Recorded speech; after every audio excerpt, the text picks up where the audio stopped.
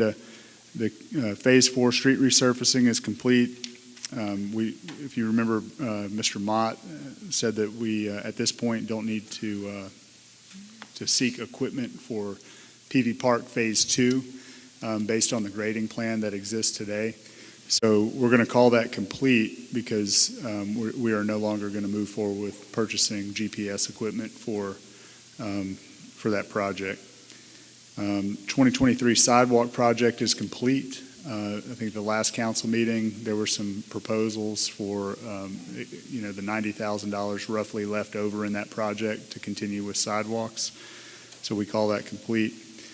TAP sidewalk project, the route, when I talked to Glenn today that we had been talking about on Bellwood Road from Wallace Drive to the bypass, he's actually done some additional work on that, and there's a tie-in point on Geneva Highway on 27.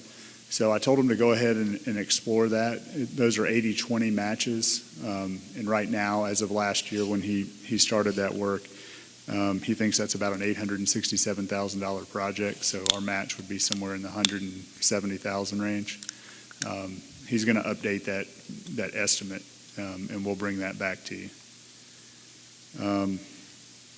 The Parks and Rec maintenance facility, and talking to Mr. Mott today, we've talked about an area kind of behind the Civic Center to my right, your left, and I think they have staked that facility off. Is that right, Billy? And their plan is to do a change order in that in the existing budget for the rec and aquatic center.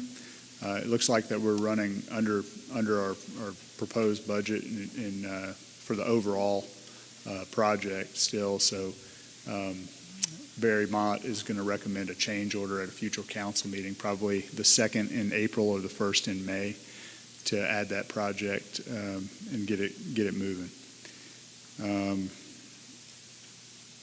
Let's see. We have planning and zoning approval needed. That's on your agenda tonight. It's run the 2 advertisements according to statute.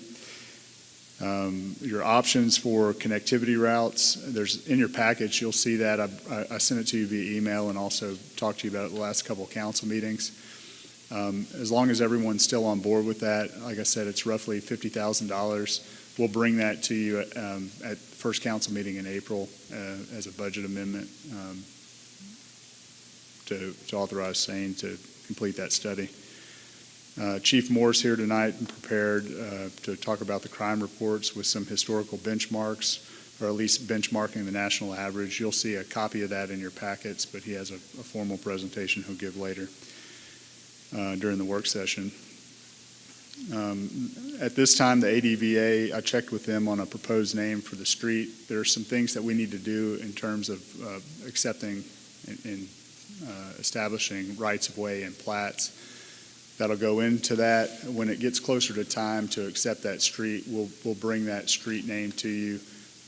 It's there in your packets as the proposed name. That's one that the VA is comfortable with. So I'll just, if you want to email me or pull me aside at some point if you're not comfortable with that name, let me know so that we can go back and forth and talk, come up with something that the city and the ADVA can go forward with. Southern Bypass, I did get an email that I sent you last week from Trent Dillard with Alabama Power. They have resubmitted those plans back to ALDOT, so hopefully the 10th or 11th time now would be the last. But that is has been a long process for everyone here, I'm sure, as well as the public who's anticipating that. Operation Clean Sweep was completed at the last meeting. Councilman Pageant, you were at a meeting regarding Munis, kind of upgrades and changes. I don't know if you'd like to talk about that. You're probably more experienced and technical by a long shot than me when it comes to IT. So Jeremy and I had a meeting ahead of the meeting where Jeremy went through a lot of functions that we're not using but would like to use. And I think our consensus at the end of that was that we needed to pursue having Tyler Technology come do a evaluation of what we're using, how we're using it, and how to better use it. But then we got some information during the pricing that we're still waiting on some clarification for, that there may be upgrades to the upgrades that we've already gotten. So I'm not real sure where we are on that yet, if they've gotten back to y'all, because I haven't heard anything since then. They have not, but we are waiting on a proposal, especially for the existing. So we looked at three major components of the Munis platform, dealing with HR and payroll, looking at inventory, and then looking at our, trying to remember what the other one was. There was one for Public Works. Work Work orders, that's right. So of those three, the work orders and the inventory modules are ones that we still have questions on. It looks like we're going to try to proceed and get a quote on having somebody come in, though, and look at our HR system. There's no additional or upgrade that's been released since that time, since just last June when we did our upgrades. So that's the one we're focused on right now, to try to get somebody here, boots on the ground, to do some training with our folks and help us implement those changes, make it more efficient. So my recommendation to Jeremy that I'll make here tonight is that when we do decide on whichever modules that we are going to pursue, is that once we have Tyler Technology do their evaluation, that we probably were going to need to hire some temporary data entry people to key a lot of information in, if they don't already have drag and drop codes to drop in there. So.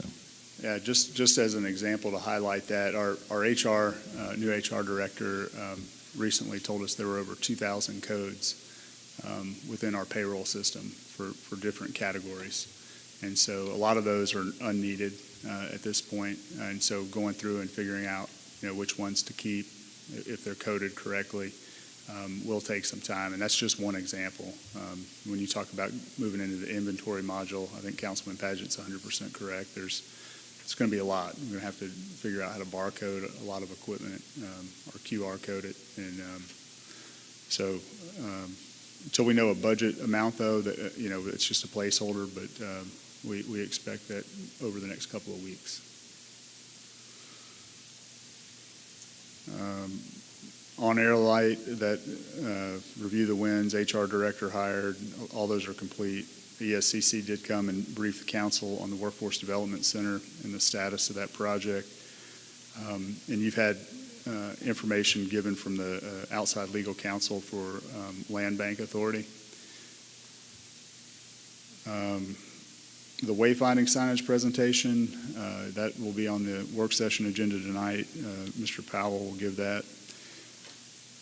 We do have one update and note for the downtown lighting upgrades. We're working with the power company right now as they came in and looked at how we structured those downtown lights. They are concerned about the presence of water lines inside the poles that are downtown, and how they may or may not have been installed next to electrical conduit. And so we are going to evaluate that.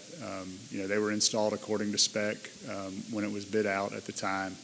But I think the concern for the power company is if we make any modifications or change out the heads, and they're going to be responsible for that, they want to be comfortable with, what we've got. And so we're doing a little bit of a deeper dive on that and what some of those modifications might look like. Just to be clear, it could range from, hey, that's not up to code any longer, and we need to remove the water lines completely. And so what does that do to the live, plants or flowers that we do twice a year? To, we need to budget for a complete upgrade and overhaul of the water lines down there to make it safe. So somewhere in between is where we're going to lie. But we're going to give you all the options that are out there and the findings from what we gather. But we have all agreed, and the mayor agreed, that improving the safety and lighting downtown would be paramount above, whether or not we could water plants for a certain period of time until we figured that out. So we're still on track with the shell field improvements. Again, that's with ALDOT.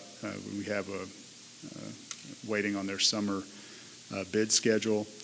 I know that Rayner and Ashley, I talked to Ashley Marshall, our new city attorney, this morning. Farmers Market property that we're looking to purchase. They're working on a closing date on that property right now. Incentive pay for EMS certified firefighters is complete. And your nuisance properties quarterly report was done at the last council meeting. There's one thing on here, this work session with stakeholders regarding the future of medical facilities and services. That is something that I think should be a Q2 goal, and that's not because here we are, March 19th, and we haven't done it yet.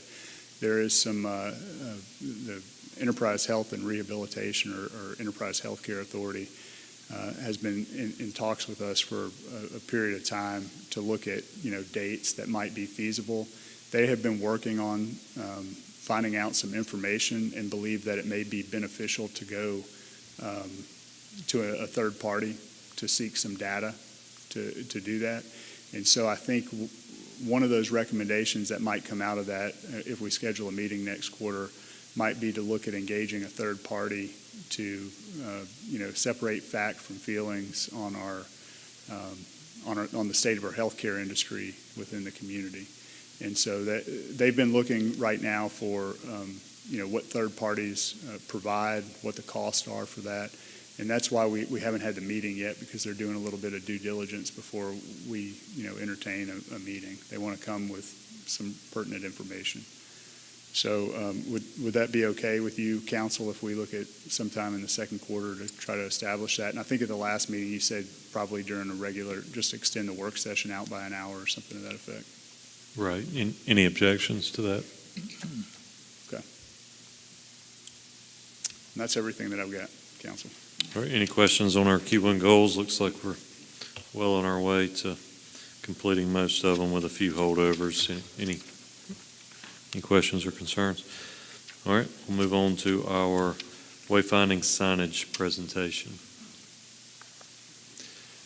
Can I get somebody in the back to close those doors? Maybe open one of the side doors. That glare is awful. I guess the time changes. Thank you.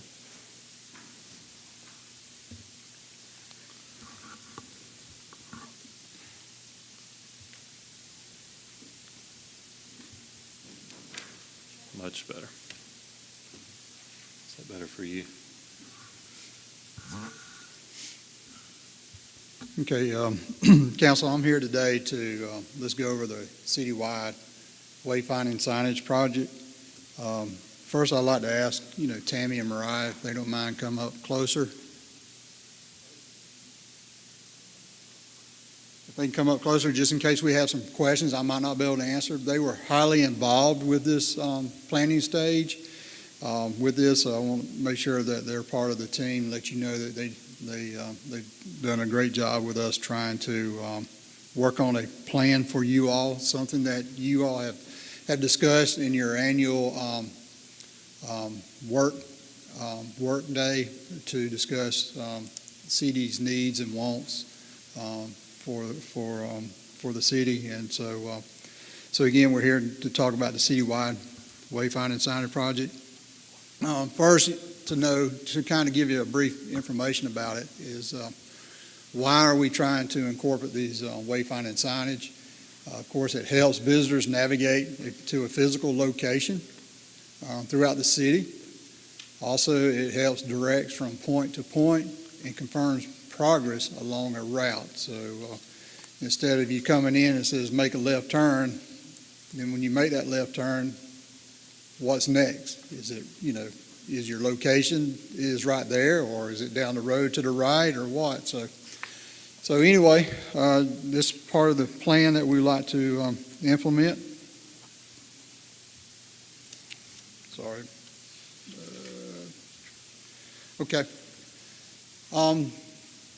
Back last year sometime, we contracted through Arnett Muldrow, thank you, and Associates, develop a citywide wayfinding and branding plan. Of course, this plan is provided a brand kit complete with new city logo options. suggested a three-phase implementation approach. And then also, we're here to identify a staff recommendation to budget of $145,000 for phase one in fiscal year '25. Of course, you can see the signage to the right of the screen, which says Enterprise State Community College. It kind of gives you an idea of what we currently have in some of the areas as a citywide wayfinding signage.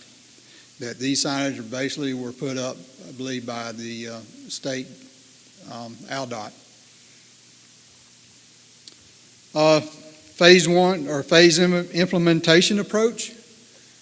Here is just some numbers, and we'll kind of go into some details. If you recall that we did send each one of you all a draft copy through email, and I believe Mr. Jonathan told us it did hand you all a hard copy. If not, we can absolutely get you an updated version. I know that some of the plan has been updated, or information has been updated in that draft since we have given to you all, so we will make sure y'all do have a final copy of once we have finalized the final plan, but up to this point, we feel very comfortable to go over what we have now. Phase one, again, as I mentioned, $145,000 for FY25. This would include signage, a high end on the signage, and insulation. Phase two, $275,000 for FY26, and then phase three, $140,000 in FY27, which a total project cost of $560,000, which that would include insulation. Now, hopefully, we can evaluate this and send out bids, and potentially that the installation can be done in-house through city workforce. So that'll be something that we would need to determine. There are other cities that do this.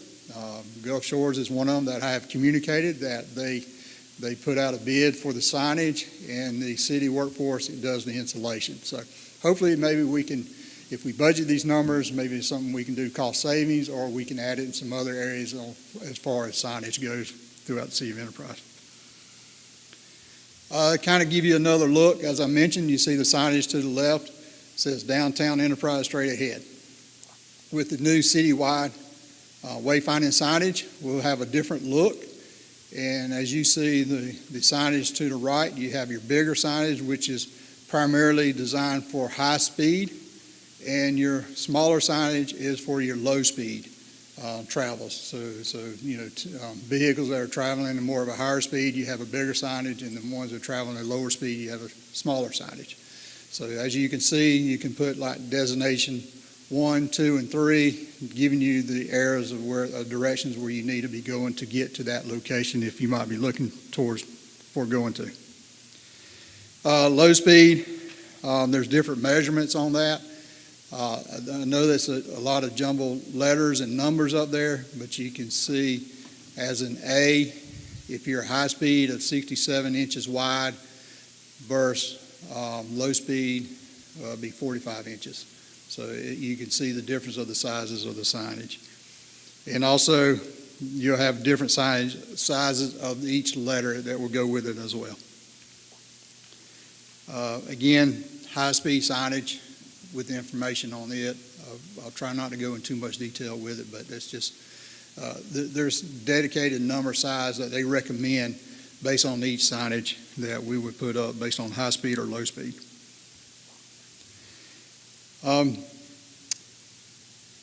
Identifying in phase one, we're looking at about 13 different signage in phase one for high speed. And of course, each one has been identified as either sign number 1, 10, 11, 12, 13. And I'll explain that to you a little bit, which has been identified on a map that was given to us to show different locations of where these signs would be placed. Then also, it shows you the headers that either, you know, like, for example, for sign 1, you go to southbound, it'll have downtown, it'll arrow Civic Center, then Johnny Henderson Family Park, which we can also, you know, adjust these the way they're worded too as well. So, but right now, currently on high speed, we're looking at 13 different signage. These are some of the maps routes. As you can see, as I mentioned, like number 1 on the top left of the screen is actually would be placed at 167 coming in to the bypass from Troy, Alabama, coming south. And then you can see the other different numbers. So that's why the numbers are not in like 1, 2, 3 on, but you see they're different numbers based on the overall project plan as well. So.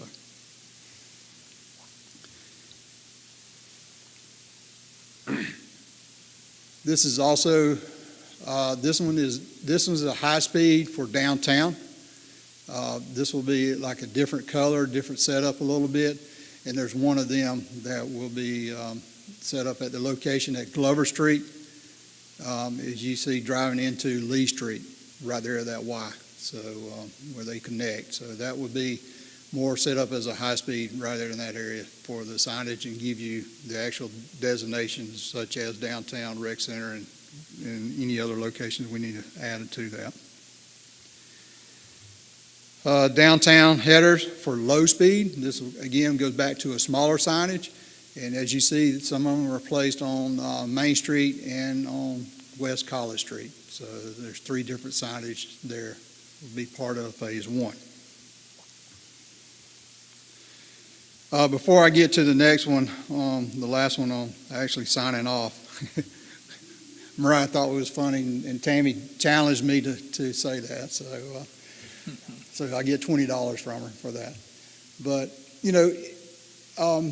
even though these are suggested from the company as what we should do on phase 1, but we can also evaluate to make sure exactly this is what we want. We were discussing earlier today that we really need to ride these routes. We did at the beginning stage with the firm who we contracted out the association, but since they done all the placement of it, we have not gone back and do the ride through, and we're going to try to plan on this ride through not only just Tammy, Mariah, and myself, but also Barry, I'm going to volunteer you to be on part of that ride as well, because we're going to have to communicate, make sure we're right, correct on the locations, make sure we're comfortable with what they're suggesting for us, and also that we're going to have to communicate with AlDOT to make sure we get their final approval and guidance and guarantees and their specifications on the installations and all that. So if not, there might be something y'all might evaluate and look, and y'all say, hey, I kind of like something in phase 2 or phase 3, and can we kick it over to phase 1? And that's a conversation that we can have time we try to make this presentation. So we're just trying to prepare for the request in July for us to have a discussion in August for our budget for FY25. So I know it's a simple presentation. I know it's not completely, so you just have to continue seeing, evaluate the entire plan to understand exactly where we come from as far as the different phases and the cost on it. So I'm glad, answer any questions that you might have. If not, we have Tammy and Mariah here to back me up. Any questions of Billy on the wayfinding signage? Everybody's still, I know, most of this is a review of info we've already, so it's good. So, and you may have said this, but after obviously it's budgeted this year, so we'll budget it for FY25. How soon could the signs actually be going up after the new FY starts? Well, after the FY starts, we would need to, have a bid specifications put together to send out for bids for the signage to be purchased from different companies. And then probably it would take through the process of getting approvals and then ordering and then them building the signs and get them to us and install. So this is not going to be something that we will be able to put up as soon as FY25 starts. Mm-hmm. But we need to plan to be ready, so when you do give us the official okay on it, that we are moving forward and we're ready to move forward as quick as we can. So I would love to say, by summer of next year, but timeline, I do not have a good idea for you. All right. Any other questions? I just want to make should we go forward, we'll have an opportunity to discuss wording. Did you say, I saw some abbreviations on that, but that's That's, fine tune stuff that can come. that's at a correct. later moment. yes, ma'am, that's correct. We want to make sure the right, they might abbreviate it, but we still want to make sure we have the correct wording, that we will feel comfortable how it needs to be said on the sign. All right, anything else for Billy? All right, thank you, sir. Thank y'all. All right, next item on our work session agenda are board appointments, which this won't take but a minute, but you should also have a copy of these in your emails. I sent these out this afternoon. So like Jonathan, I told you at the last meeting, we needed to have a meeting with Sheila over at the library to make sure we weren't missing any information on the library board appointments. So we went back through minutes really for the last about 8 years on library board appointments. We feel like we've got our head wrapped around that. So this should be accurate. You'll notice down at the bottom I added one item that was not planned for this year. That's because of a resignation on the library board of Ms. Drylinger. So that's why that was added. That was the reason that's been assigned to District 5 is because that's where her appointment was last time. So, just to finish that term out, it'll roll back to the person who made that appointment before. So any questions on that? I think our desire would be to, for everybody to spend the next 2 weeks. It would be nice if we could go ahead and introduce these appointments. If you remember, our process is to just say the appointments in our work session. That puts it out in the public realm for 2 weeks, and then make the appointment at the last meeting in April. Is everybody comfortable with keeping that plan? The reason why we do it the last meeting in April is that's a statutory requirement of the Board of Education appointment. So that's why we do that. So if we so it gives you 2 weeks. As you can see, the last column, interested in serving again, we've marked who's interested, who's not, or some of those no's are actually they've already resigned, so there's already a vacancy. So that is what we've done there. So if any questions come up, feel free to reach out to me. So next item on the agenda is Chief Moore is going to give us a police update. This is one of our Q1 goals, was to have an update from the police department on some crime reports and historical benchmarks. Take it away, Chief Moore. Okay. I believe we've got a handout, right? Yep. What's that, sir? We've got a handout here. Yes. But you've also got are we going to have a presentation, or are we just going to It's our just a handout? quick, just 2 slides. Okay. Really more of a discussion. And the reason being is because it's very difficult. I wanted to get information out the first of the year of what we accomplished the year prior. It's very difficult to take my information that I have from my own, because I can pull it up immediately, and try to compare it to other places, either in the state, the nation, or anything else. Reason being is because they wait towards the end of the year to release. So the FBI statistics has just come out for 22. They're not out for 23 yet, so it's very Gotcha. difficult to put everything together.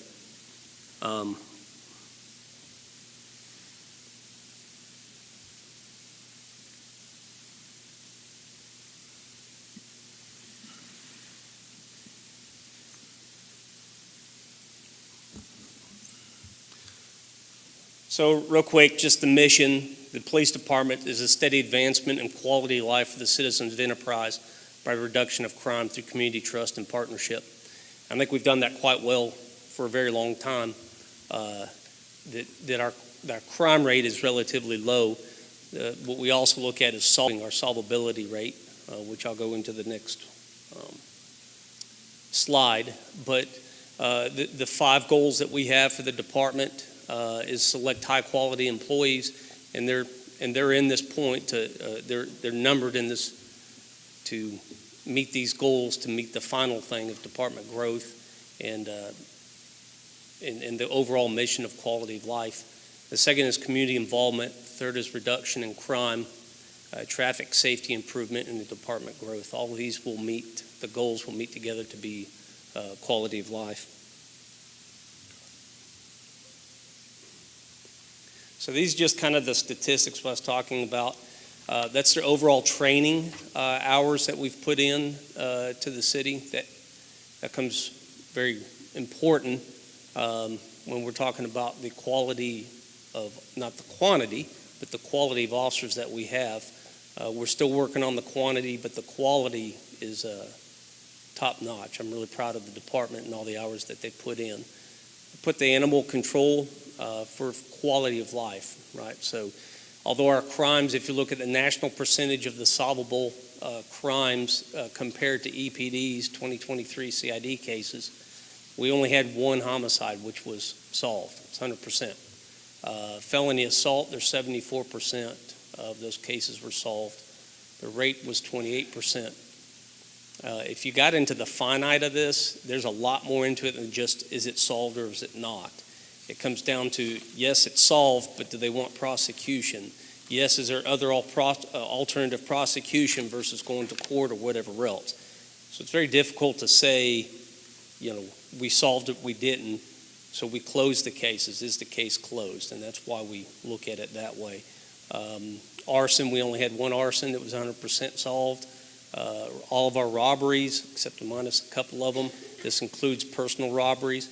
Majority of the time when we have a personal robbery in the city of Enterprise, very seldom is it crime. I think this last year we only had one actual robbery that occurred to just a citizen. Most of the time it's a feud, a back and forth, gang-related, drug-related, or anything else.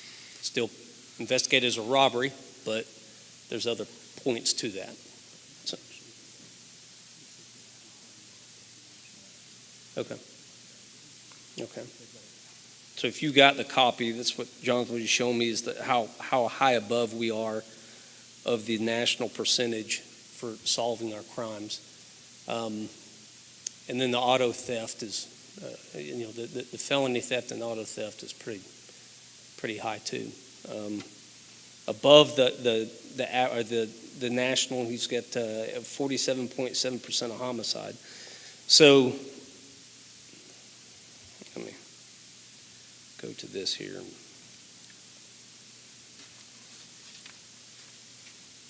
See if I can't open it.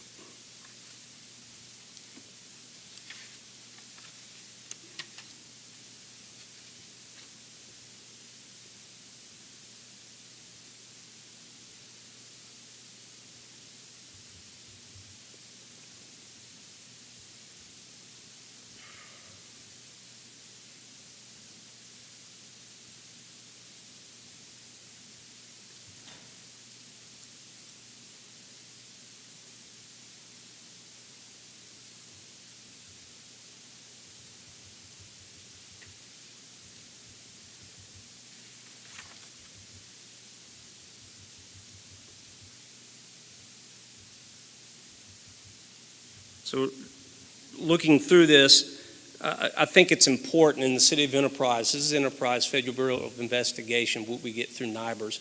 All of our information, our reports and everything else, when we fill them out, we voluntarily send our information to NIBRS through the FBI. They pull the statistics on it. If you look at the victim's relationship to the offender, you can see most of it in the city of Enterprise. It's a boyfriend, acquaintance, a spouse, or other family member. The relationship unknown could be they just didn't tell us, or we just don't know what it is. But you can see a majority of the crimes, especially the violent crimes in the city of Enterprises, unfortunately we know who did it because they're family members or whatever. So that's why I go back to the quality of life. That's why I put down the animal control, the traffic enforcement, I think city ordinances could fall under that, is those crimes that we can make a better quality of life. That's what we're going to concentrate on in this next year and the years to come is the goals. Things like domestic violence, murders in families, or robberies, rapes, we can't foresee where that's going to happen, so it's very difficult for us to stop. But the things that we can, traffic enforcement, always being around and just letting the public know that we're out there, I think is more important than trying to stop things that we don't know of. So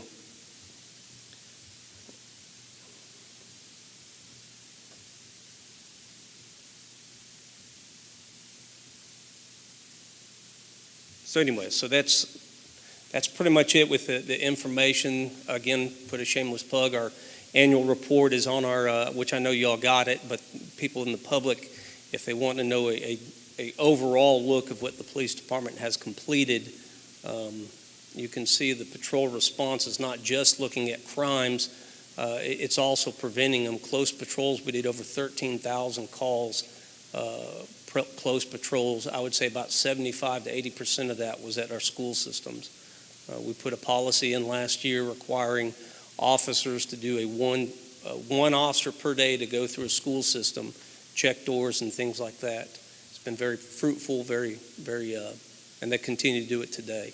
So, and then traffic citations, warnings, the quality of life is what we're Can you elaborate on that a little bit? So the officers go into the school, so one officer goes to every school every Yes, day? sir. Every day, to include investigations. So not only do we have our SROs in the 2 in the high school, 3 in the junior highs, police officers are required whenever they come on shift, one officer per, we work 4 days on, 4 days off. So each officer has to go through one school in his 4 days working, minimum of one school. I've checked schools. I go to schools myself. Captains sometimes go to schools, but we go around, check building doors. We report if we find a door open, things of that nature. So the school is more than happy to have us there.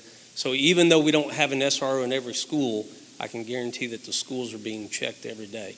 And we do them randomly. We don't do them at the same time every single day. So, and it has been reported back. Some doors have been unsecured, although there's been people around it and stuff like that. But you know, it's taken seriously. The safety of their kids is taken seriously.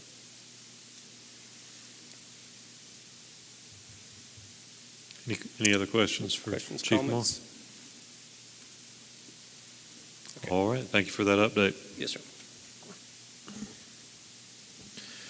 All right, we're running a few minutes ahead of schedule. Let's turn over in your big packet to the regular meeting agenda, and let's review that agenda.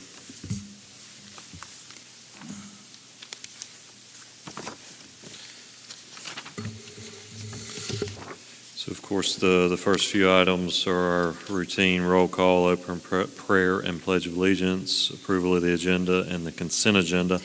Consent agenda consists of 2 sets of minutes, one for the work session, one for the regular meeting for March 5th. Then we've got our contract billings from Beasley for the multipurpose rec complex phase 1. Hopper Moore, which is for the CDBG program for $18,000. Then we've got a few invoices from Poly for the ADVA home and for the multipurpose rec complex. And we've got McKee and Associates for the pickleball courts and the Han Arundel legal services for the land bank that they continue to work on for us. We got one travel request for the airport. And that is it for consent agenda. Any questions, concerns on consent agenda? All right, then we'll move on to, we've got a couple of presentations here that Sonia is going to help us with in the mayor's absence. So that's recognition of the wrestling state champs and the Southeast District Skills USA comp. Then I believe, is Alan here? Is Alan going to be here, Jonathan? He is. But Alan, you going to handle the in the mayor's absence? You going to handle the extra mile awards? All right, thank you.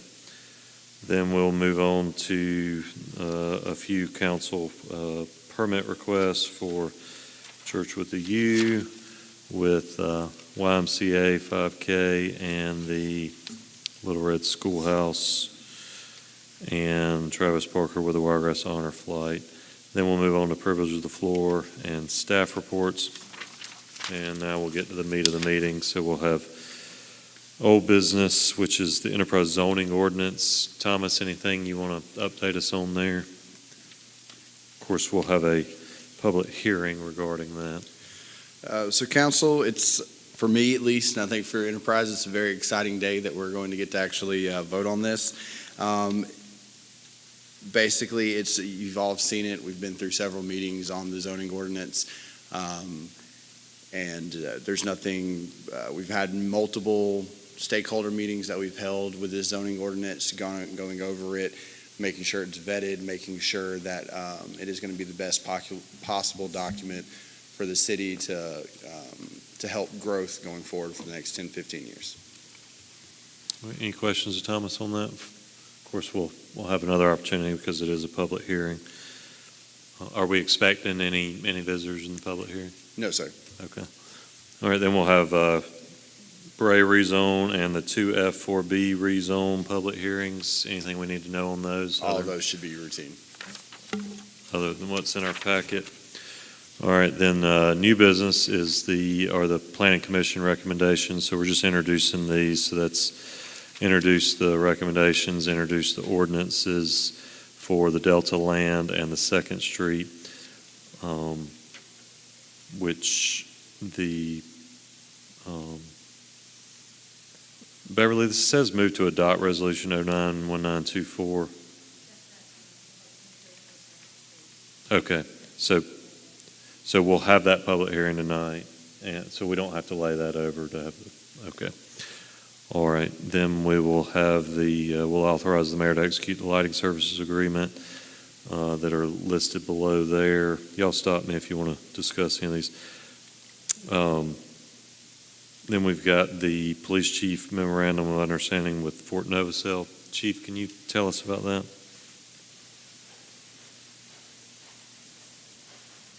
So honestly, the only change in it that we've been doing since I've worked here is now Fort Novacell, not Fort Rucker. So It's- just changing the, It's the same exact MOU that we've signed in the years past for each garrison commander coming in. It's an agreement that we work with the military police out there and share information. It's also agreement that minus DUIs and domestic violence, which is required by law to be held in the county jail, anything else, the arrest, we can turn over to the commander and the first sergeant of that soldier, and that they have to be from Fort Novacell. They can't be, guardsmen or whatever else. They have to be stationed at Fort Novacell, and it's only for U.S. military, unless there's an exception to it. But all right. That goes for the next two items on here. So we've got looks like we've got two MOUs. One of them, what's the difference in these? the difference in them is the first one is in general. Any arrests or anything that we need help with investigation, they'll assist us with investigating if they can, what they say, have a nexus to a military member. The other one is we promise to assist the domestic violence victims, giving them Fort Novacell's information for their family advocacy and stuff like that. So that's the two agreements, understandings. All right. Any questions? The chief doesn't sound like any changes. No, sir. All right. And Billy, you've got a request for a contract on some parking lot maintenance out here. Yes, sir. We're asking for approval. This is a budgeted item to the striping of the parking lot right here at the Civic Center. Basically, what we would do is a slurry mix that does it, make it black top coating on it, and then they'll repaint all the lines. If you look at the contract, there's some asphalt patching that there, additional charge of $500 and crack seal. So those two items are optional. I went ahead and put it all in as one total, so this way we can evaluate if we need, if we can't do the patching, which I think we can do the patching in-house, and then the seal cracks, rubberized crack seal, I think that would be something that we will evaluate with them. What areas are they talking about? that would need it, and then we can identify if that's what we want to do or not.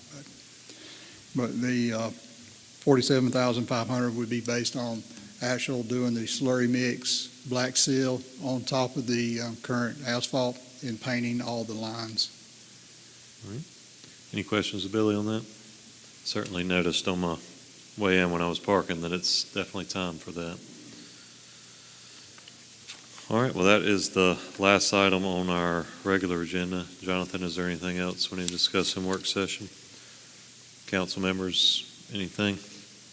All right, well, we will adjourn from our work session and reconvene in regular meeting in about 10 minutes.